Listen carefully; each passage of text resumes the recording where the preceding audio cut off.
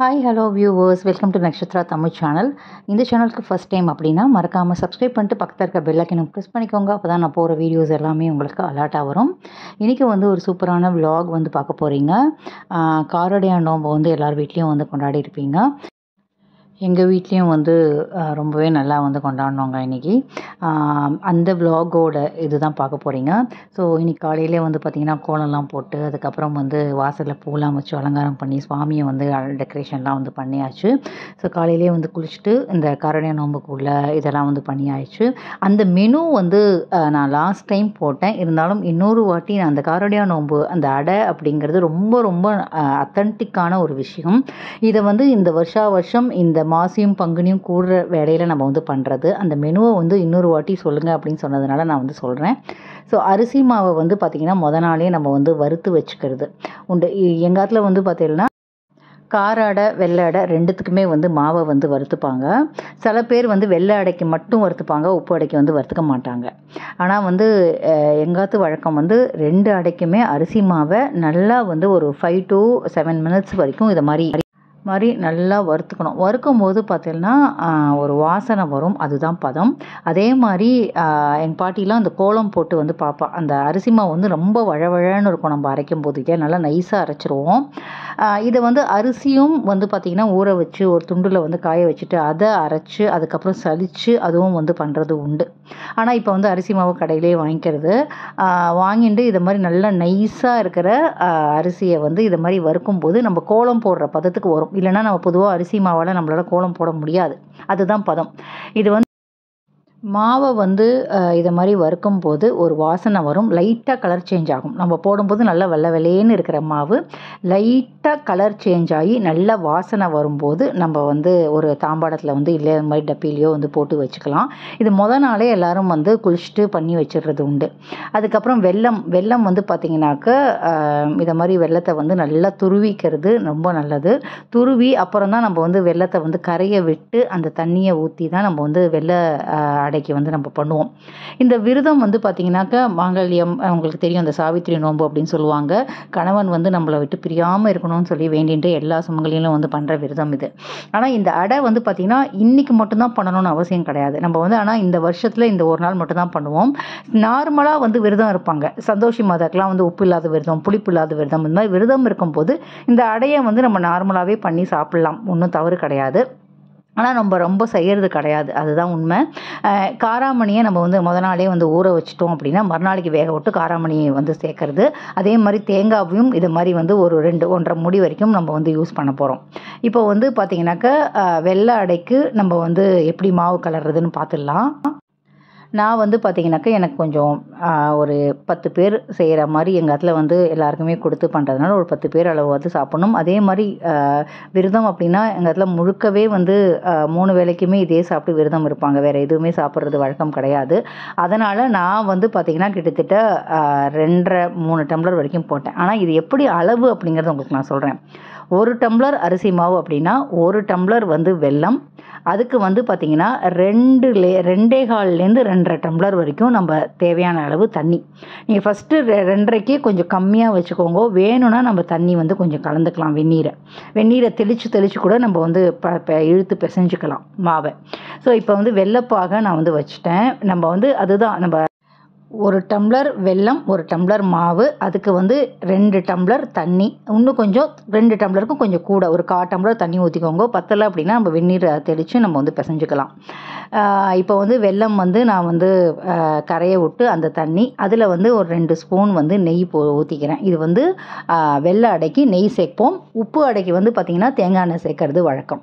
இப்போ 2 ஸ்பூன் அளவு வெள்ளை தண்ணியில் அந்த நெய்யும் சேர்த்தாச்சு. இப்போ நான் அளந்து நான் 2 டம்ளர் அரிசி மாவு, 2 டம்ளர் வெல்லம், அதுக்கப்புறம் கிட்டத்தட்ட ஒரு 4லேருந்து 4.25 வரைக்கும் தண்ணி ஊற்றியிருக்கேன் அதில்.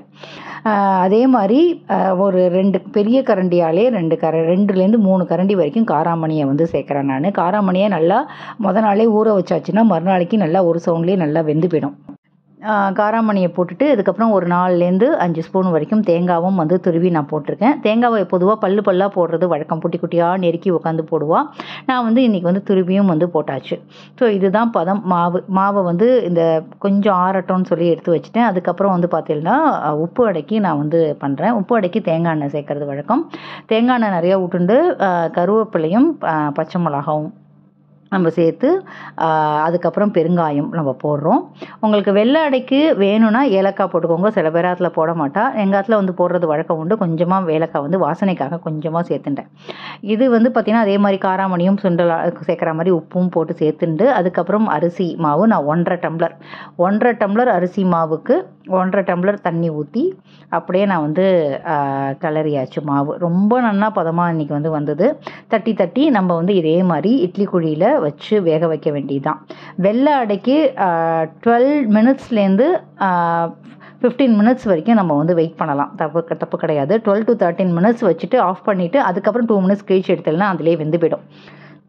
உப்பு அடைக்கு 10 நிமிஷம் தான். 10 நிமிஷத்தில் சூப்பராக வந்து வெந்து போயிடும். ரொம்ப நல்லா இந்த வாட்டி வந்து டேஸ்ட்டும் சரி ரொம்ப நல்லா போன தடவை நான் உங்களுக்கு பண்ணி காமிச்சேன். இந்த தடவை இன்னொரு தடவை ஒரு சில பேர் வந்து அந்த டயத்தில் கேட்டிருந்தாங்க, என்னால் பண்ண முடியலை.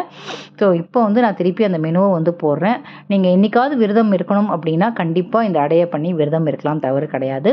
வெண்ணெய் இதை மாதிரி உருகாத வெண்ணெயை வச்சு நம்ம வந்து வெண்ணெயும் வச்சு நைவேத்தியம் பண்ணி இன்னைக்கு ஹஸ்பண்டுக்காக இருக்கிற ஒரு விரதம். இதை மாதிரி மஞ்சக்கயிறை கட்டிண்டு அதுக்கப்புறம் நைவேத்தியம் பண்ணி இடையில உட்காந்து சாப்பிட்றது வழக்கம். இப்படி தான் எங்கள் இடத்துல காரடையா நோம்பு இன்றைக்கி வந்து முடிஞ்சுது. சம்மர் வந்து ஆரம்பிச்சாச்சு இல்லையா. எங்கள் வீட்டில் வந்து பார்த்திங்கன்னா கசினோட நிச்சயதார்த்தம் வந்து நடந்தது. ஒரு ஃபேமிலியில் ஃபங்க்ஷன் அப்படின்னா நம்ம முன்னாடியே ப்ரிப்பேர் பண்ண ஆரம்பிச்சிருவோம். அதே மாதிரி சம்மரும் வருது. ஸோ அதனால் ஒரு சில திங்ஸ்லாம் வந்து வாங்கினோம்.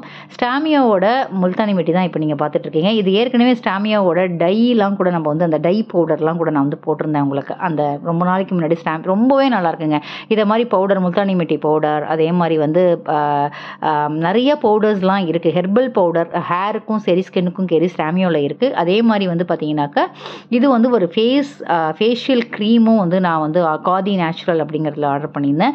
அதுக்கப்புறம் லாக்மி சன்ஸ்க்ரீன் லோஷன். ஏன்னா வெயிலில் கண்டிப்பாக அலைய போகிறோம். நிறைய ஆஃபீஸ் போகிறதா இருக்கட்டும், இல்லை வெளில எங்கேயா சுற்றுறதா இருக்கட்டும், கண்டிப்பாக இதெல்லாம் ரொம்ப ரொம்ப இம்பார்ட்டண்ட்.